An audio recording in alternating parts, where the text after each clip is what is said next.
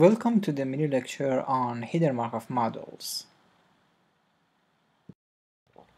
In this tutorial, we are concerned about reasoning over the time. Often we want to reason about a sequence of observations. It happens a lot in many real-life applications, such as speech recognition or medical monitoring. Therefore, we need to introduce time into our model. The basic approach to capture time into the model is to use hidden Markov models or HMMs, but more generally, the basic tool to capture time into the model is to use dynamic Bayesian networks. What are Markov models? A Markov model is a chain-structured Bayesian network, which means each node is identically distributed, so it is a stationary process.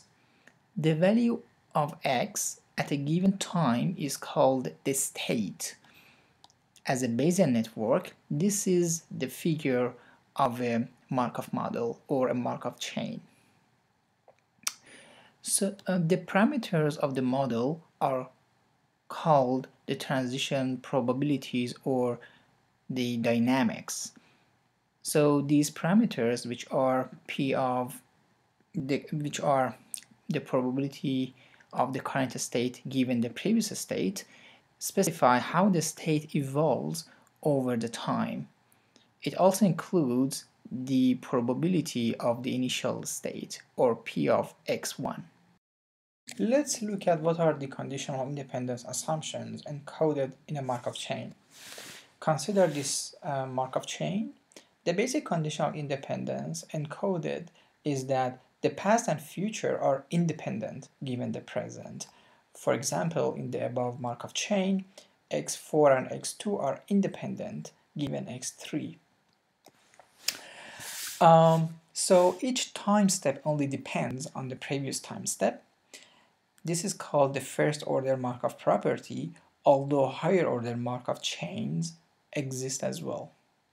Note that the chain is just a growing Bayesian network, which means we can always use generic Bayesian network reasoning on it if we truncate the chain to get a bounded Bayesian network. The joint probability of sequence of states can be written as follows.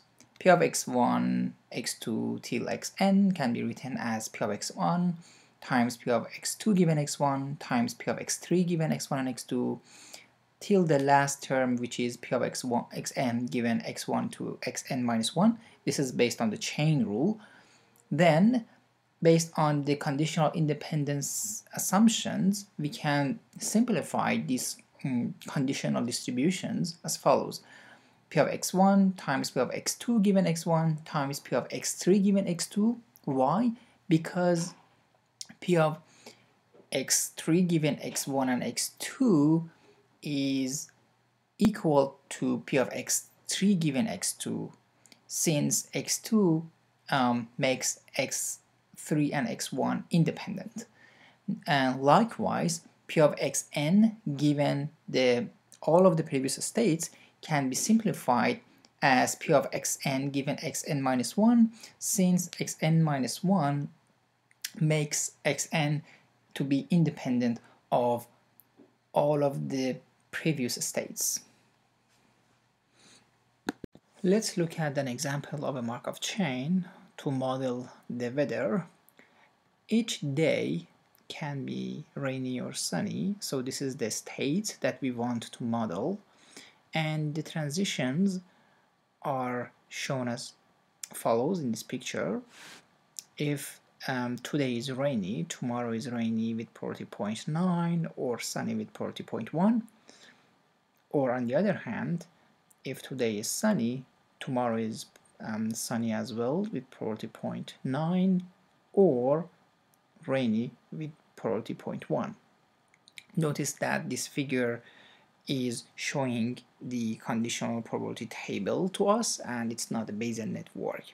So essentially it shows the transition probabilities of the Markov chain to us.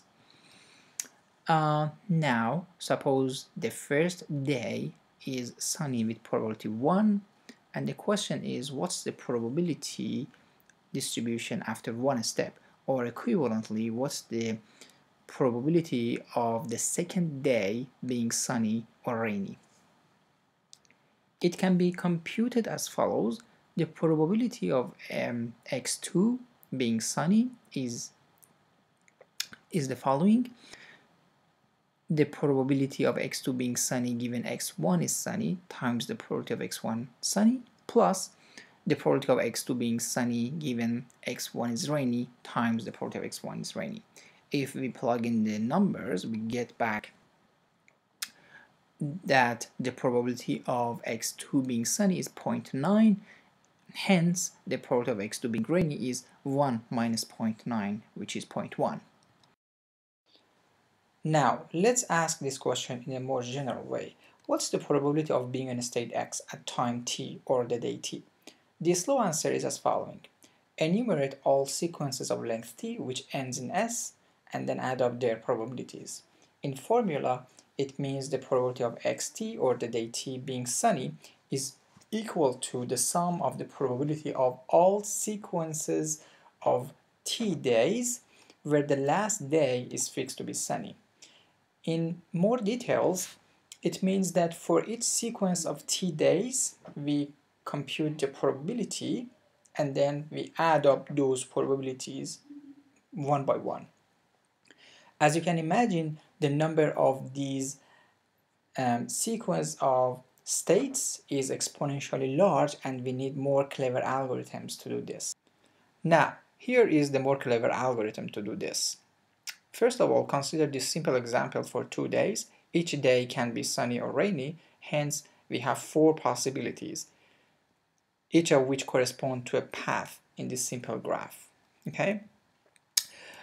We start from P of the first day to be sunny or rainy. We are given that, and we are interested to find what's the probability of the second day to be sunny or rainy. Let's start by computing the probability of the second day being sunny. It's the summation of 2 terms. The first term is the probability of the first day being sunny times the probability of the second day being sunny given the first day is sunny plus the probability of the first day being rainy times the probability of the second day being sunny given the first day is rainy. Okay, and in a more compact way we can write down this simple summation for summarizing these 2 terms in the summation. Okay, it's a summation over x1, the probability of the first day having the state x1 times the probability or the transition probability of the second day being sunny given the first day state is x1. We can extend this algorithm very easily to n days, or for example 4 days in here, as following. P of x1 is known, it's given to us. P of xt is related to P of xt minus 1 by this formula at the bottom. Okay, so we sum over the state in xt minus 1, and then in the summation we have the probability, the transition probability of xt given xt minus 1 times P of xt minus 1. It's the basis of this beautiful dynamic programming algorithm, which is called mini-forward algorithm. Now, let's look at an example to see how the probability of states changes for consecutive days. Suppose we start from an initial observation that the first day is sunny, so the probability of x1 being sunny is 1 and being rainy is 0. For the second day, the probability of being sunny is 0.9, being rainy is 0.1.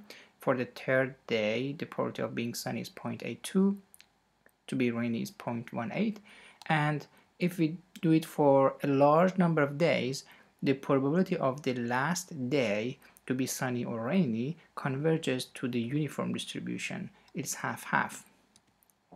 Interestingly, for the opposite initial observation, which is the first day to be totally rainy, the probabilities change as following. The probability of the second day to be rainy is 0.9, to be sunny is 0.1, the third day to be rainy is 0.82, to be sunny is 0.18, and after a large number of days, the probability of the last day being sunny or rainy also converges to the uniform distribution. So interestingly, no matter what was the initial observation, the probability of the last day being sunny or rainy is the same.